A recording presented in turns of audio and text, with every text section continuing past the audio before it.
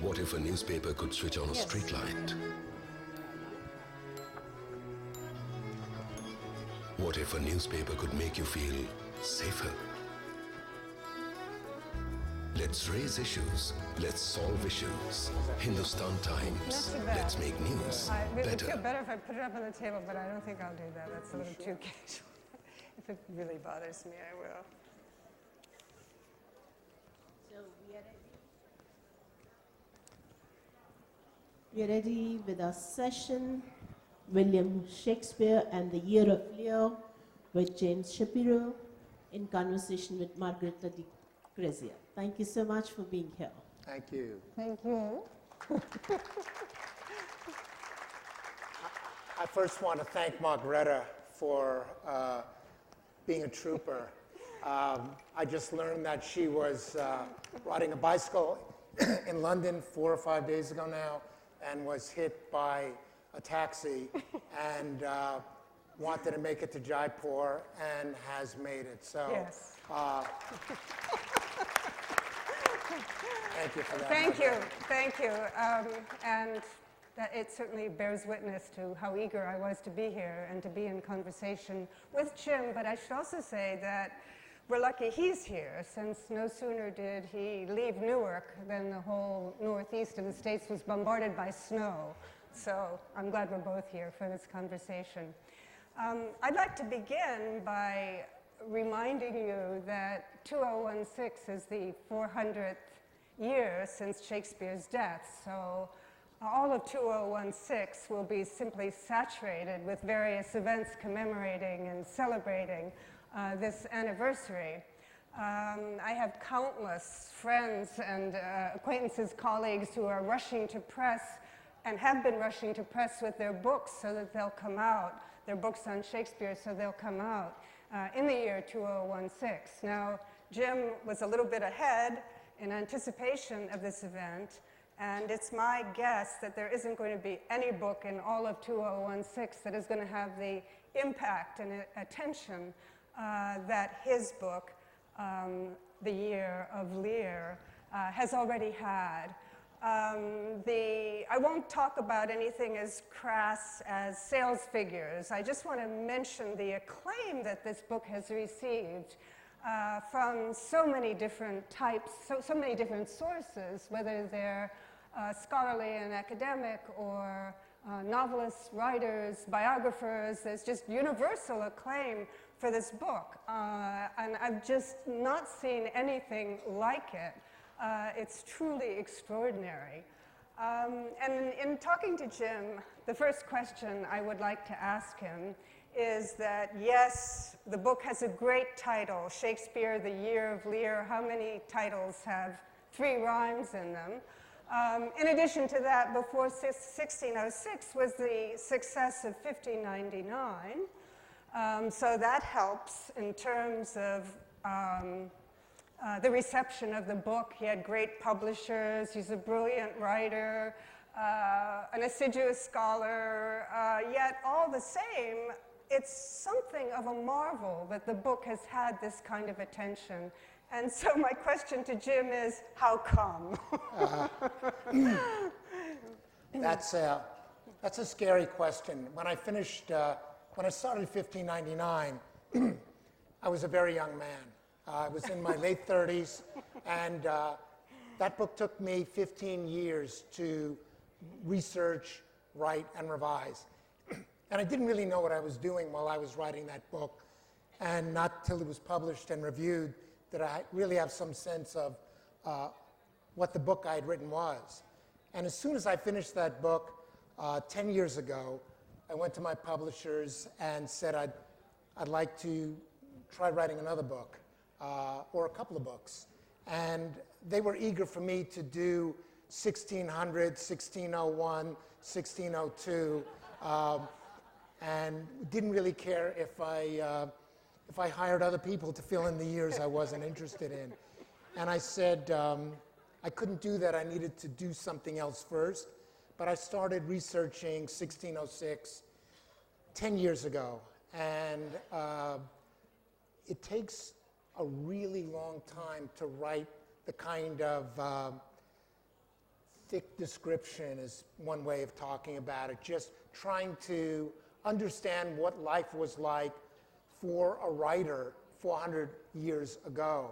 And when I started researching this book in a decade ago, I knew the clock was already ticking for the 400th anniversary of Shakespeare, and I knew that I had to finish.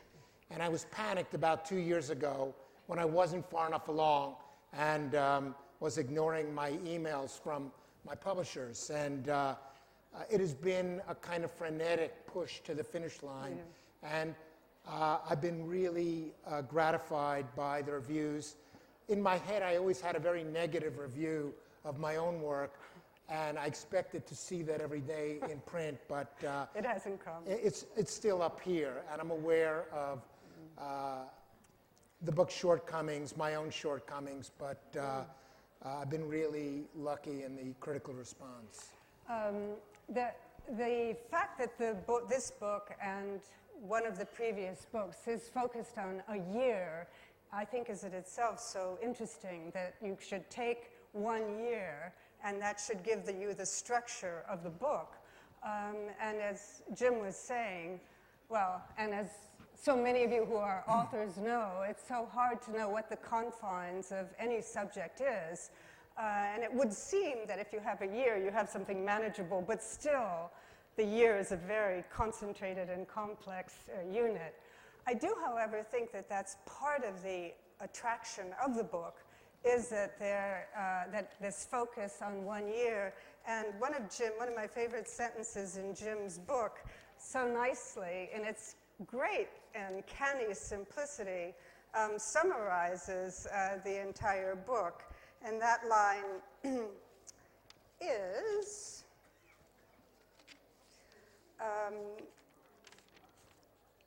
the year 1606 would turn out to be a great one for Shakespeare and an awful one for England. So that wonderful sort of contrapuntal form where it's a great year for him and an awful year for England. And it so nicely compresses the trajectory of that 1 year. And maybe you can unpack it a little, Sure. because the "and" doesn't say that much about the relationship between what Shakespeare wrote and what happened in that year. Margreta is a formidable scholar and has written a book, Hamlet Without Hamlet, that I love and value. And it helps me understand why Hamlet was such an extraordinary achievement for Shakespeare right at the end of the 16th century. And one of the things that I discovered since I had written about Hamlet as well at the end of 1599, when Shakespeare began writing that play, was if you've written Hamlet, where do you go from there, even if you're Shakespeare? And before Hamlet, Shakespeare had been writing 3, sometimes 4 plays a year. After Hamlet, he hit a rut. And we don't really talk about that much as Shakespeareans. We're not allowed to criticize Shakespeare or acknowledge that as a writer, he had good years and he had bad years. And one of the things that complicated the early years of the 17th century for Shakespeare was that he was a little out of step with the times. Queen Elizabeth had been the only monarch he had ever known. She would die in 1603, and she had been Queen of England since 1558. And Shakespeare was really lucky to have had Queen Elizabeth on the throne in her late years when he was coming to the stage and writing, because play after play, including Hamlet, are about succession. The king or queen is dead, long live the king or queen. Once Queen Elizabeth died and James VI of Scotland came down from Edinburgh with a wife and 2 sons and a daughter, the succession story was no longer the obsession of Elizabethan playgoers. So that was not something Shakespeare could turn to. And all the young, trendy writers were writing satiric plays and city comedies, things that Shakespeare wasn't particularly good at. So the early years of the 17th century, for me, in my understanding, and you might have a different take on this, were years in which he struggled to find his voice, to connect with his society, to find his story. And it's not to say that works like Timon of Athens or Measure for Measure are not extraordinary works. They are. But they are not on the level of Hamlet, nor would they be on the level, for me at least, of plays like Macbeth and King Lear and Antony and Cleopatra, all three of which he wrote in fairly quick succession in 1606. So it turned out that 1606 was a really bad year by any account for the English and the Scottish. King James wanted to combine England and Scotland into one political entity, and no one else wanted that. Plague, which had struck so terribly in 1603, came back with a vengeance in 1603 and came right up to Shakespeare's own doorstep, his lodgings. And the most striking event that colored all of 1606 was at the very end of 1605. 20 disaffected Catholic gentry decided to blow up King James, the royal family, the political and religious leadership in England. We call this now the Gunpowder Plot or Guy Fawkes Day. And it's celebrated in England, those of you who've been there or even outside of England, annually on November 5th. But in fact, it was a failed terrorist attack on the order that had never been seen before in England. And had it succeeded, as many as 30,000 Londoners out of a population of 200,000 would have been blown up in the Great Conflagration. So this was a moment in which England had to take stock of people who were willing to destroy their fellow subjects and try to roll back the Protestant Reformation, try to erase the politics of the day. And it was, for better or worse, religious terrorism. It's something we are in a position, I think, today to understand better than perhaps scholars even 20 or 30 years ago. But this turned out to be a traumatic year for England, and Shakespeare was really good at exploring cultural trauma. And all of these forces, the idea of the division or uniting of a kingdom that King James so badly wanted, fed into King Lear in profound ways. The whole idea of the assassination of a Scottish king and the whole issue of something like equivocation that was central to the Gunpowder Plot and plotters fed into Macbeth. And other factors fed into Antony and Cleopatra as well, including the recognition in this play about this extraordinary Roman queen, rather Egyptian queen, the recognition that even a few years ago, everyone in England had been tired of Elizabeth, could not wait for, as they called her, the old woman to die. And 3 years after they've had King James on the throne, they couldn't wait to have Elizabeth back, and she wasn't coming back. And Shakespeare writes this extraordinary tragedy of nostalgia for this extraordinary and theatrical Elizabeth through his exploration of Cleopatra. So the worse it was for England, the better it turned out to be for Shakespeare. Right. I want to point out in what Jim has said how he has transformed what is pretty commonplace about Shakespeare in a couple of regards, about Shakespeare and also about the literary, and Shakespeare as a dramatist and a poet. And the first thing I have to say, when Jim began by saying that we're hesitant to be critical of Shakespeare, that we have a notion of him as a writer that very rarely broaches criticism. Interpretation, yes, but criticism, no. And we understand so little about the creative process. And one of the reasons we understand so little about the creative process is because of Romanticism, that thought of authors as just fountains of creative energy and inspiration. So Shakespeare was very quickly one of the very first authors to be slotted into that position, and it was also encouraged by what was said about Shakespeare in the first publication of all of his works in 1623. The editors of that volume said that they received papers from him without any blots, as if he didn't revise, he didn't work at the task of playwriting.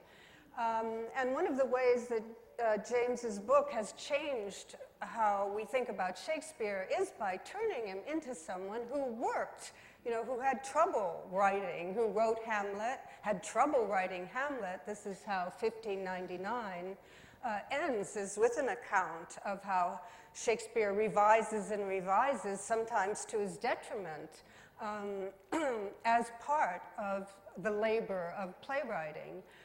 So he's no longer, I think, after you read James's book, if you entertain the notion of Shakespeare as an author of fertile, spontaneous genius that basically wrote in fluent spurts of some kind, you'll very much be challenged by that.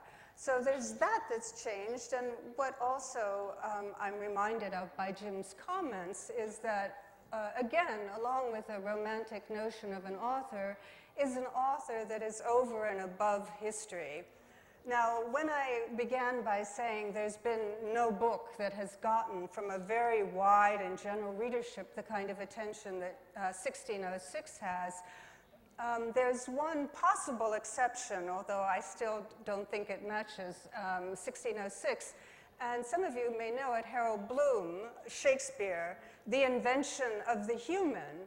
And he, more than anyone, has been a great proponent of Shakespeare as the inspired romantic author, but he also has been the most anti-historical.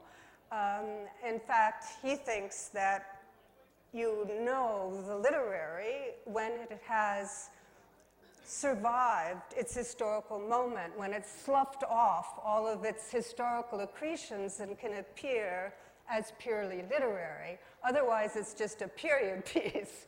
But the literary is precisely what has no relationship to the contingent, to the historical, to the nitty-gritty of the day-to-day. So again, this book is quite transformative in implicating Shakespeare's plays in such an intense and complex way with what we would call current events that in 1606 were so traumatic and critical. I honor Harold Bloom, this side of idolatry, but his books drive me crazy. And I'm always interested in what fuels my own work. And one of them is the seductiveness of the romantic critics on Shakespeare, who make him into this elevated figure. And that's always been really hard for me to swallow, even when I was younger and didn't have a fuller understanding of what made me crazy about this stuff, just that it didn't work. And I have one advantage over most Shakespeare scholars, and that is I was terrible at Shakespeare in school. And when I was in junior high school and high school in Midwood, in Brooklyn, in New York City, and we read Romeo and Juliet for the first time, I'd like to say that I was inspired and decided to make a life of reading and teaching Shakespeare. I didn't get it. I didn't understand what the big deal was. I didn't even get the dirty bits that my fellow classmates got.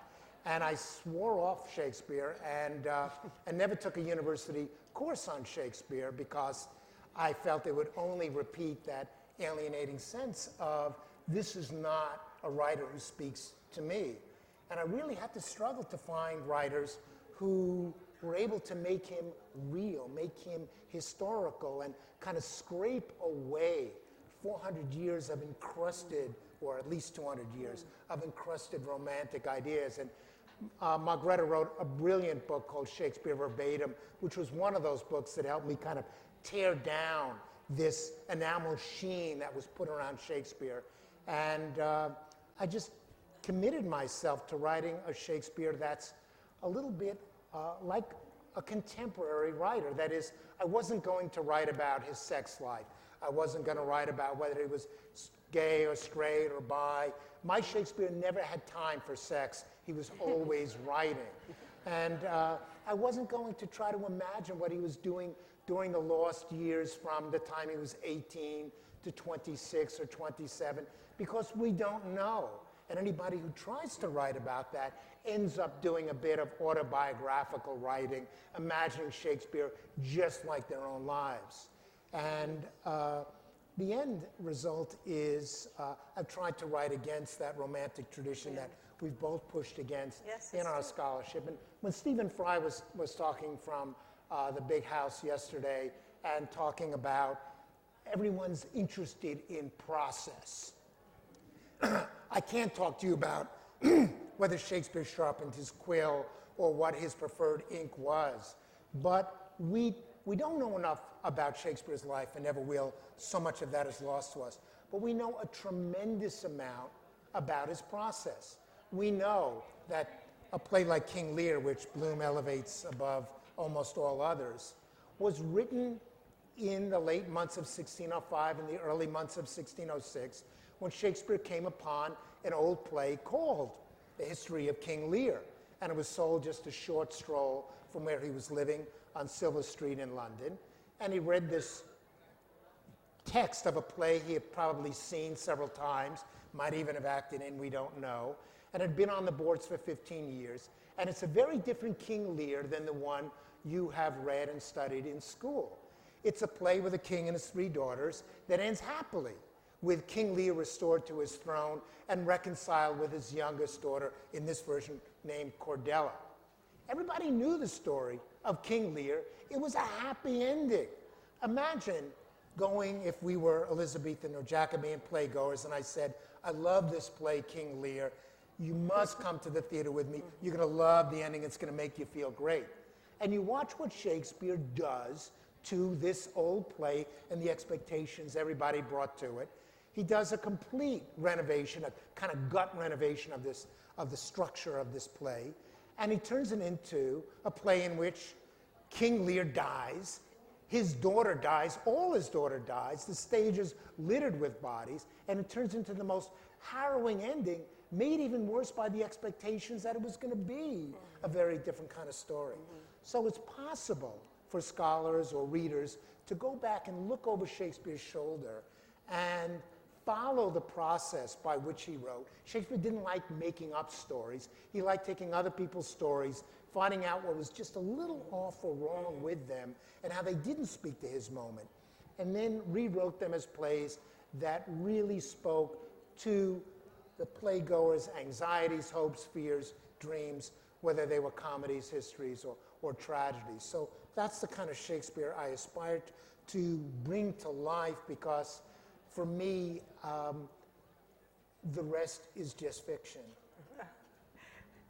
That ending of King Lear, the alteration of the ending of this play and in various other sources as well. I mean, Shakespeare was definitely setting his audience up for a huge surprise.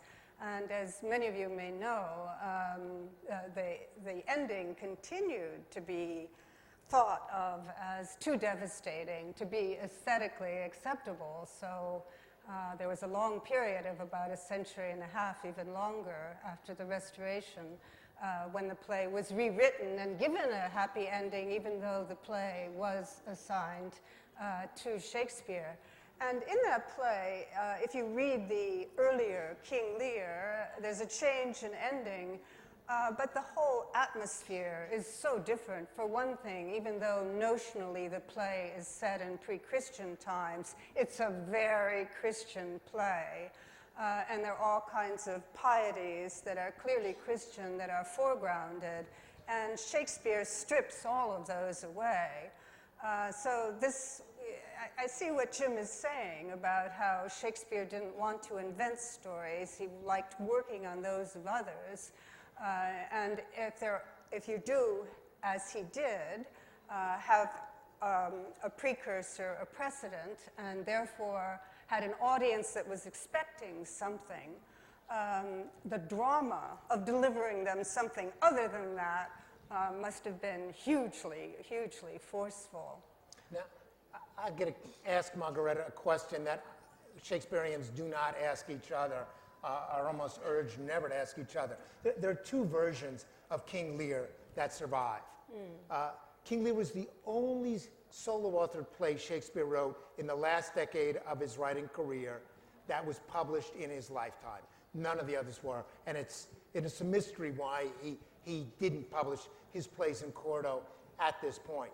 But there's a version of King Lear that came out in 1608, and there's a markedly different version that came out in 1623. And as Margreta was explaining, editors never know what to do with these two versions, so they stick them together and they choose their favorite bits. And for a long time, until the 1980s, they created a King Lear that never existed, that in a sense was fighting against its differences. Which Lear do you like more? The first round or the second? Or the conflated version. Some texts, and maybe texts that you studied, like the Norton Shakespeare, can't make up their mind, so they print the early one, the late one, and the combo version. Right. So you can feast on all three, which is impossible. It is, and especially if you're teaching Shakespeare, you can imagine the confusion. Which one do you like? Of the two. Well, you say, because I don't have a particular preference. I mean, I like the dark. I turn comedies into tragedies and tragedies into train wrecks, and that's one of my limitations as a scholar.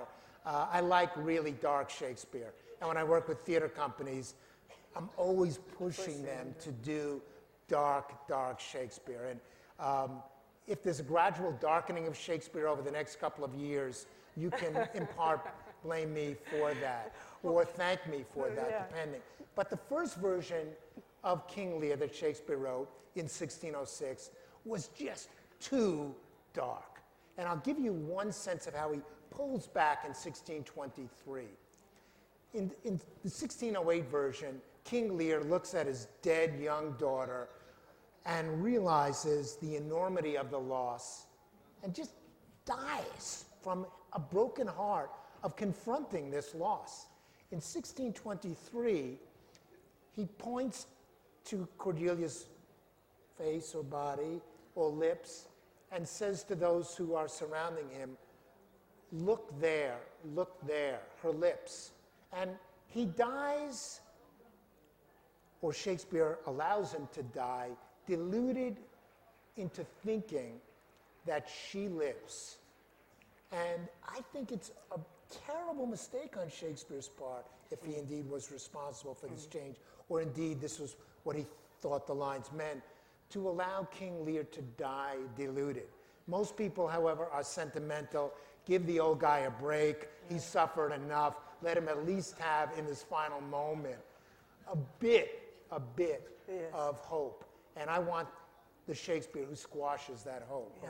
I don't know whether you Well, I guess with the look there, it depends on how it's punctuated. If you have an exclamation point, it gives it hope. But if it's just a period, it could be a very dismal and broken-hearted, look there, there's nothing there. So I think with both Lears, I do, yeah. So I think you have a good argument for complete bleakness, and that any production that chooses to have Lear die happy is doing so out of its own desires rather than those that are necessarily textually motivated. But one of the things that interests me is how much theatrical support and endorsement there has been for the book. Richard Eyre has a quote on the cover of the English version of the book, and countless actors, directors, theater reviewers are keen about this kind of historical work. And what I wonder is, you would think that theatricality, those who are involved in producing plays for the present, wouldn't have much use for what happened in 1606, because they have to be concerned about their own audiences.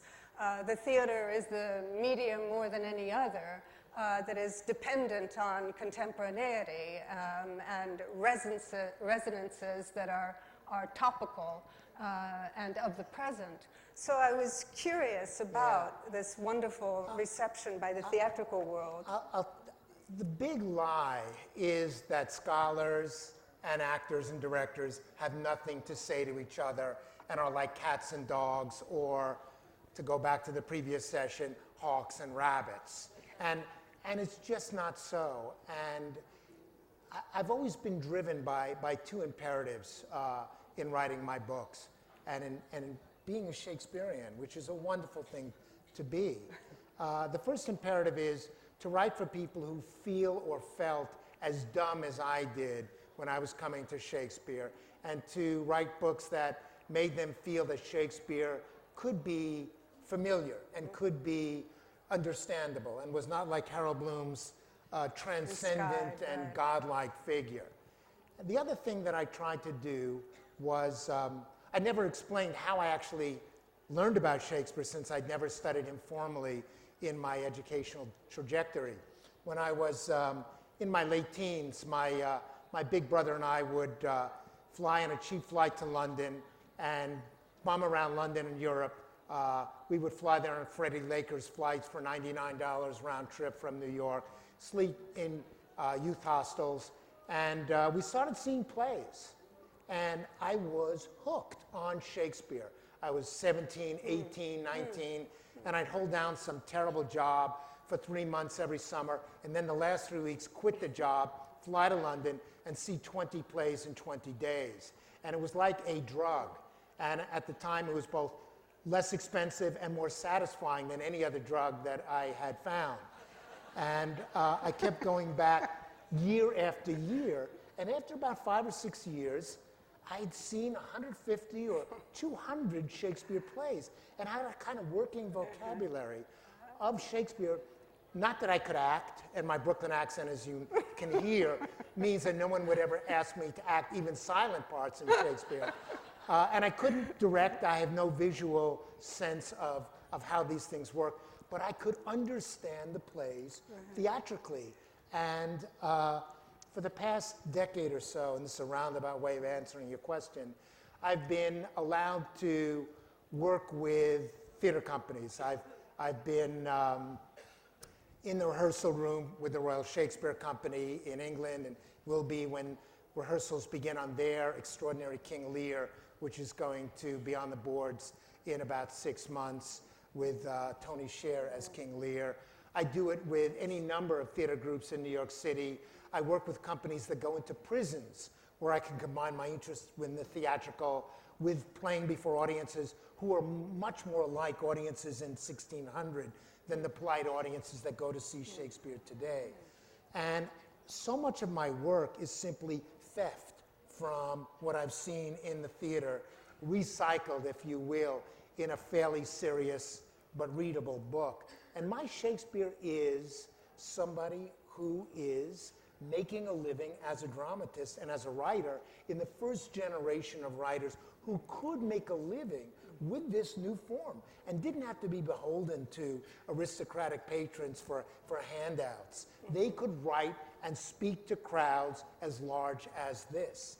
And the only way to really understand that is through going to see tons of plays. And that is what so much of what's in this book comes out of conversations and, in a sense, exchanges with actors and directors in productions of these plays. Well, you know, with every question that one asks, one always has an imagined response in mind. That was not the one that I imagined, in part. I didn't know this about Jim, that his introduction or his passion for Shakespeare had to do with an involvement with performance.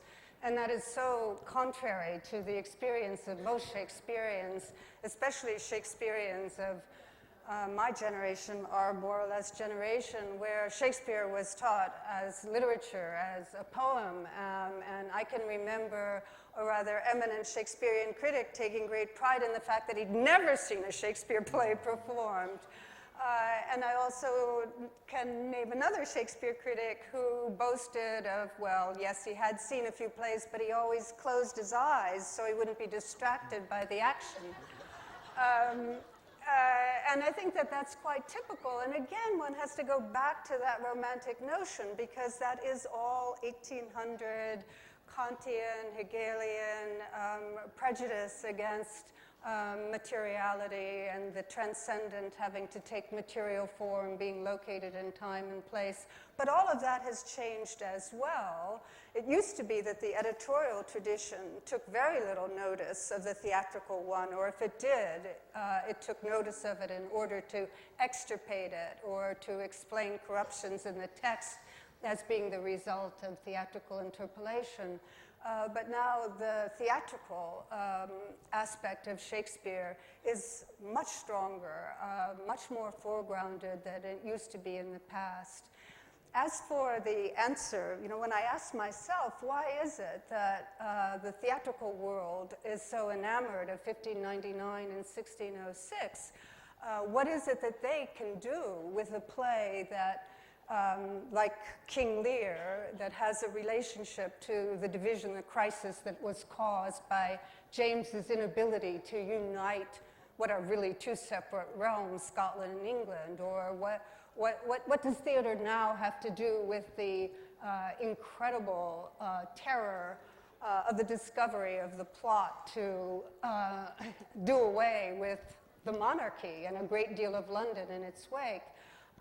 But in fact, if you think about it, these historical events have the shape of events that aren't necessarily historical, these kinds of crises, these kinds of fears, these kinds of anxieties, and they can always be modernized in such a way as to appeal to a more contemporary state of the world. And in fact, what James said earlier about the Gunpowder Plot and terrorism, what we would now call terrorism, as well as its aftermath. And the aftermath is incredible suspicion and paranoia and anxiety. And so it's so easy to see how the theater, through one of these plays like Macbeth, like King Lear, can charge it with the present.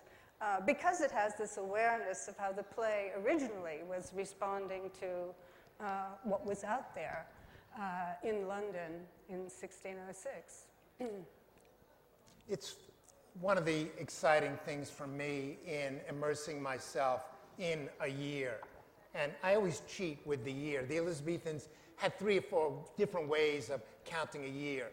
Some would begin in the spring with Lady Day, sometimes with January 1st, as we do now, sometimes according to religious calendars. I always begin my yearbooks about 4 months before the year begins, so it's a 16-month running start to the year. And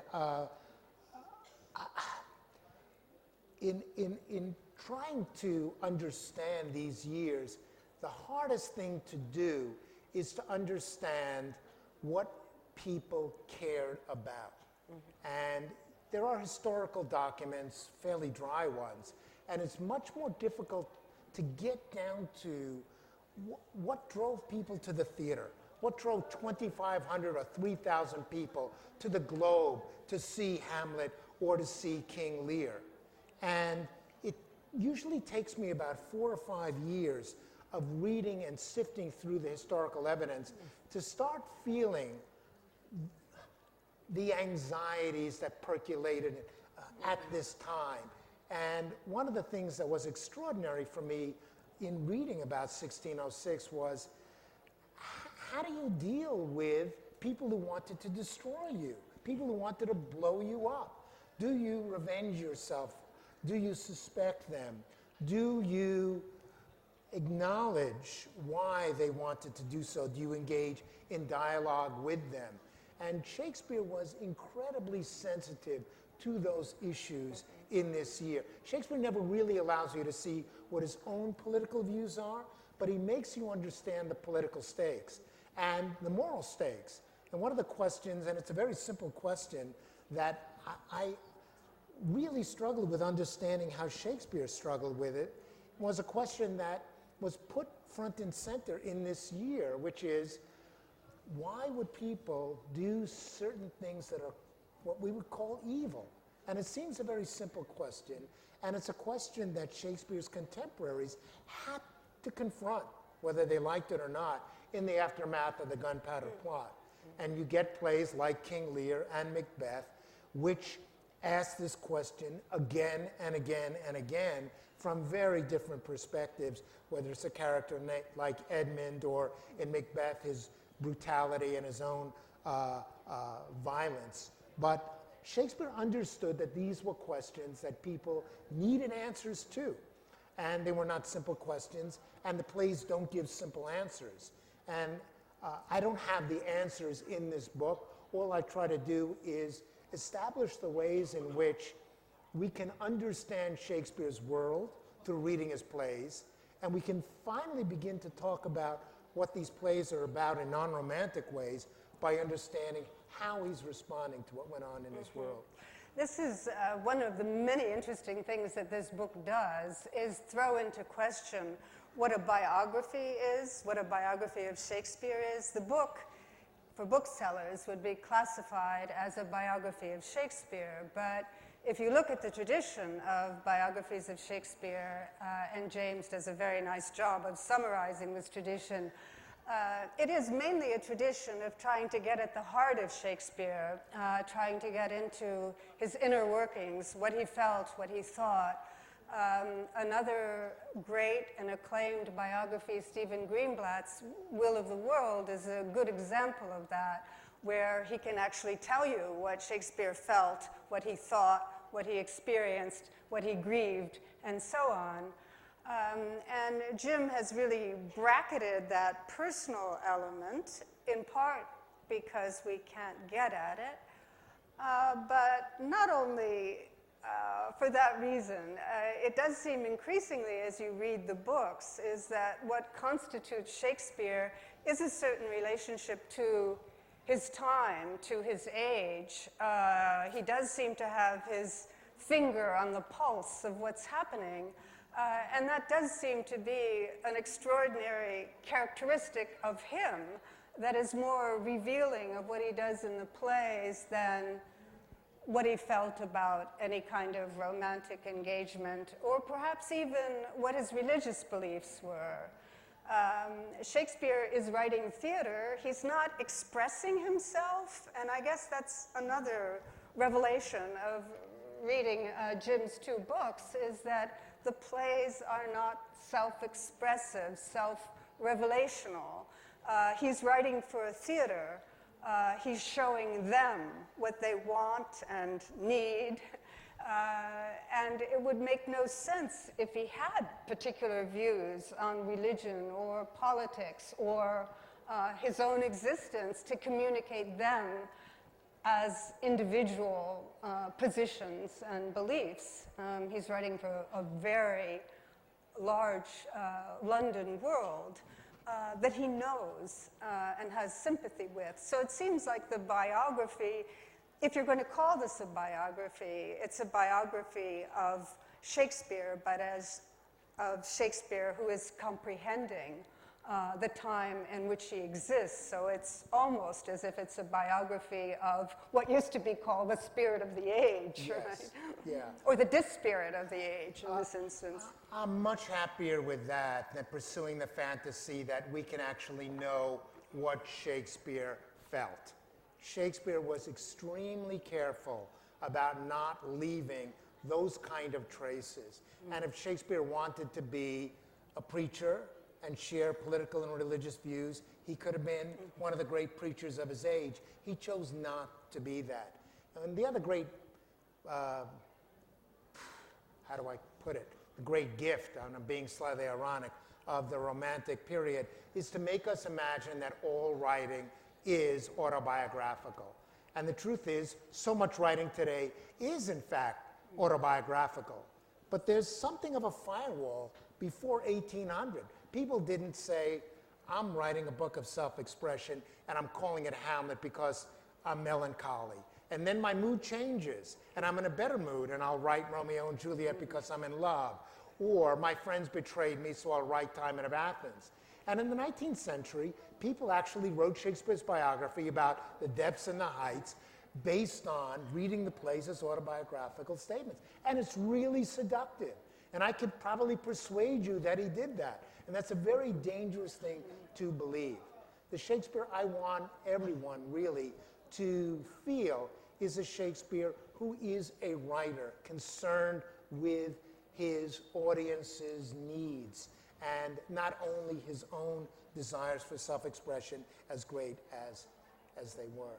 Yeah. I think we should open it up Yes. a little bit Oh, because good. I we think do have there are, I There's a remember from first my last question. time in Jaipur 4 years ago, there were really spectacular questions. Wait, there's and one- the first question is actually going to go This session is presented by Hindustan Times, so the first question is actually HT question of the day, and he's going to ask that one. All right, so the first question for the day is, since Sir has been teaching and learning Shakespeare for very long now, I would want Sir to define Shakespeare in just one sentence.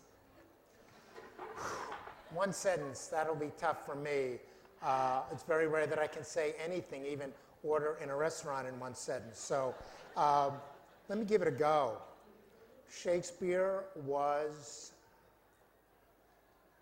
for all time, but also of an age. And what I mean by that is, and I'm quoting Ben Jonson's, or reversing Ben Jonson's very famous saying in that poem in the 1623 First Folio, that Shakespeare was soul of the age and he's for all time, but he was also for his own time. And if I had to condense my beliefs about Shakespeare, that by writing for his own time, he achieved that immortality of writing for all time, as paradoxical as that sounds. That sounds good.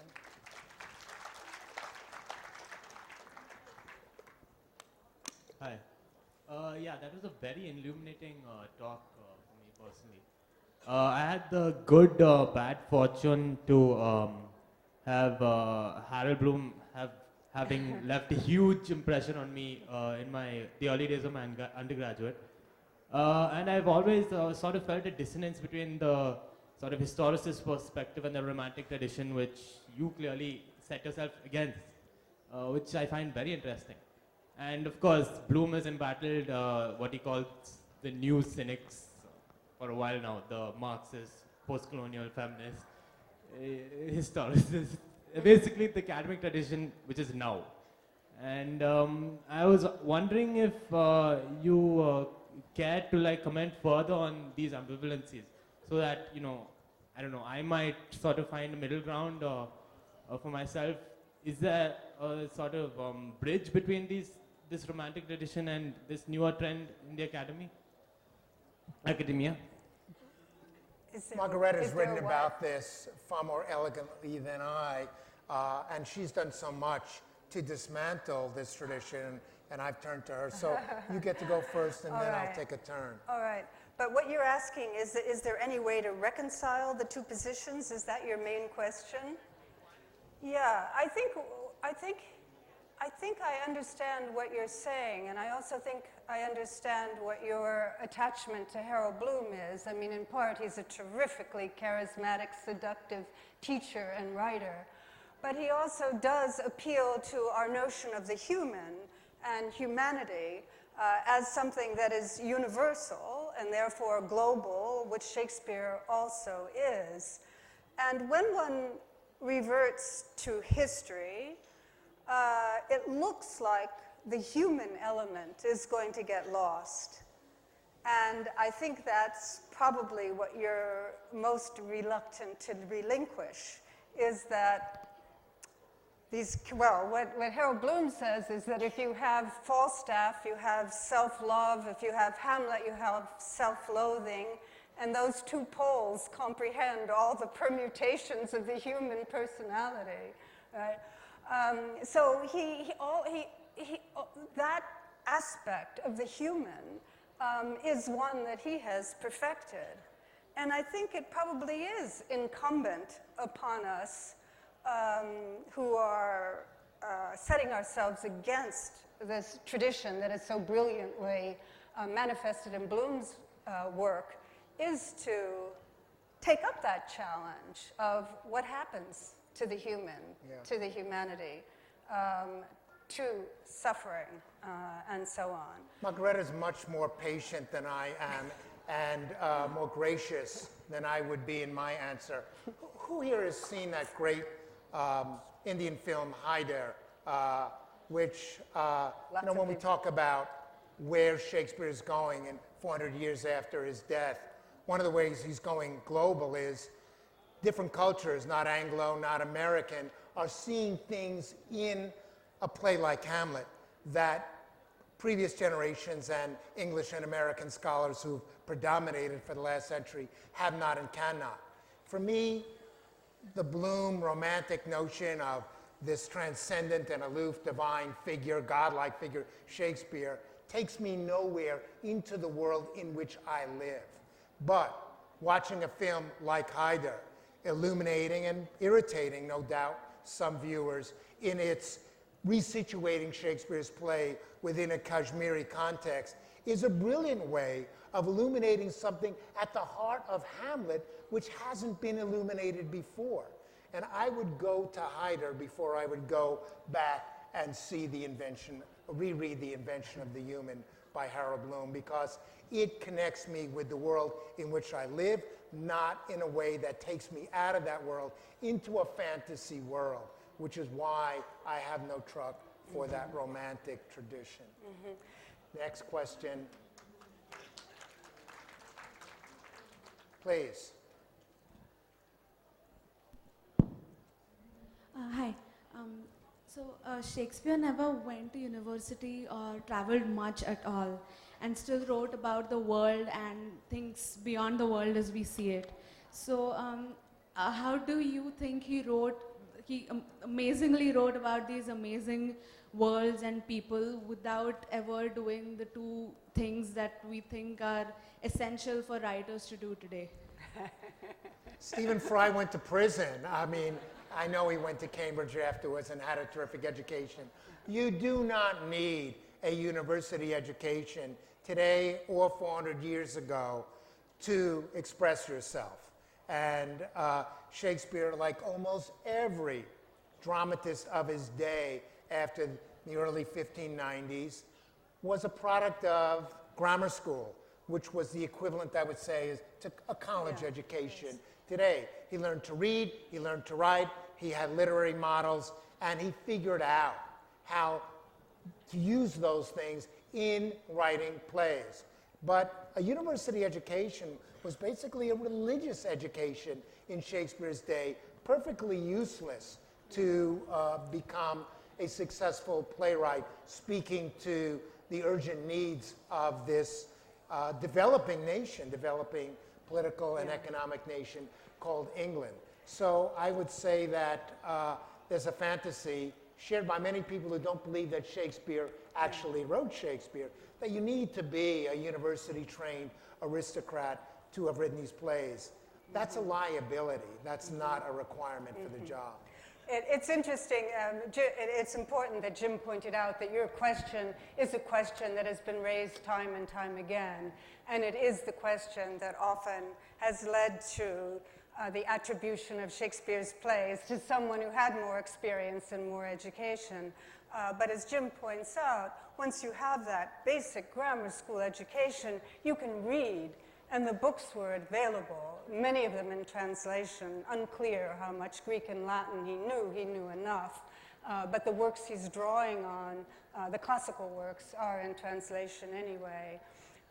So I guess I have to agree with Jim that the capacity was there to comprehend those worlds. Next question. Is that all right? Can I? Please. Thank you. Well, sir, you already preempted my question a bit, but I'll change it a little and ask you that in terms of Shakespearean adaptations, now we know Shakespeare himself was inspired by other works. They were not original, and he adapted them to suit his times and the anxieties of the age. And today we see Hamlet reading Kafka, and Hamlet in Kashmir, and Romeo and Juliet actually a part of warring gangs in America.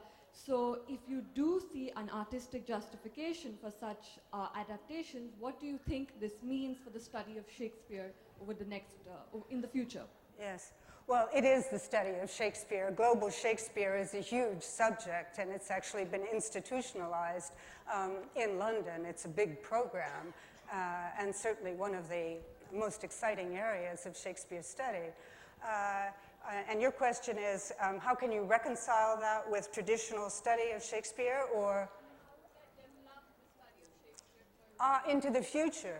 Well, one of the ways that I think it will do that is by showing that from the very start, those plays are incredibly malleable and plastic, and a great deal can be done with them, and always has been within the English-speaking world, but certainly also as they've been translated outside of it. And I think that that's a basic property that we need to understand about how the plays themselves are written with a kind of provisionality by Shakespeare that allows them to be taken in so many different directions, and that's being exploited, globally now to advantage. And I would only add one thing to that. I think that puts it very nicely. I'm slotted to give another talk immediately after, so you'll get indigestion from hearing me now and in about 15 or 20 minutes from now.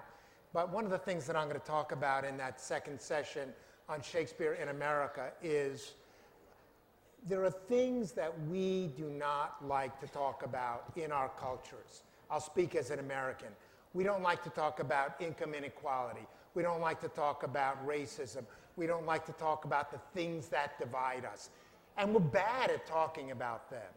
And one of the very few ways that we've managed in America, and I can extrapolate this to China and I imagine India and Ireland and every other place which has a Shakespeare tradition, is Shakespeare becomes a way of negotiating those differences.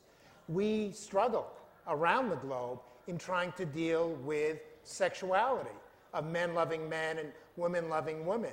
All that is there in Shakespeare. And when you watch a great production like Cheek by Jowls, As You Like It, which completely changed the way we understand that play, it also helps us understand how we relate to men who love men and women who love women in our society, something we cannot easily talk about in civil discourse. I can't speak for India, I can only speak for America, but I am confident that there are things that you are no good at talking about because the arguments and the tweets and the responses get hostile very quickly. Violence towards women, you can imagine whatever subject you want. It's all there in Shakespeare. And watching these plays resituated in modern times in different cultures that are wrestling with these questions make them as urgent today as they were 400 years ago, yet urgent in different places and times. And that's one of the really exciting things about studying Shakespeare today. And for those of you who are young and imagining a career doing Shakespeare, to looking globally, to trying to understand the different ways in which Shakespeare engages the hardest of questions that we do not want to confront.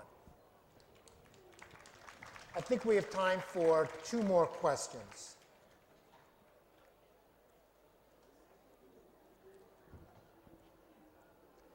Sarah. Shakespeare was a theatrical impresario, I think. Am I right? So therefore he would have had a financial interest probably in his plays. I just wonder if you care to speculate. Would he feel at home in today's Broadway, particularly the glitter of Broadway? Would Shakespeare be writing plays for Broadway today, or would he be writing television series for Netflix? Or it's a question that I'm often asked, and I'm not sure what Margreta's take on this is. I can't tell you how Shakespeare would be making money as a writer, but he would be making money as a writer. And that's one of the things that we forget. You know, Stephen Fry again was talking about how technology is changing how writers write. Technology was changing how writers wrote 400 years ago. When Shakespeare was born, there were no permanent playhouses in England.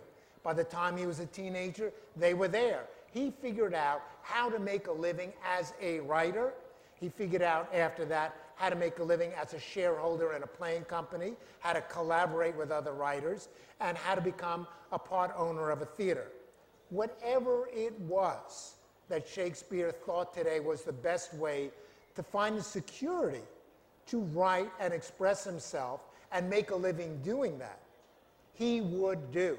And these are hard times for writers, but the one thing I'm confident about Shakespeare, were he alive today, is he would make a very successful living, and he'd be invited back to Jaipur year after year, and there'd be more people than Oprah in the audience than there were here for Oprah a few years ago. Okay, let's end it there. Let's thank you yes, for that. Yes, thank you very much. It was excellent questions, yes. and yes. I'll see some of you in 15 minutes next door. And happy Shakespeare Quattricentenary. Hard word to say. Thank you. Big round of applause for James Shapiro and Margreta de Grazia. Never.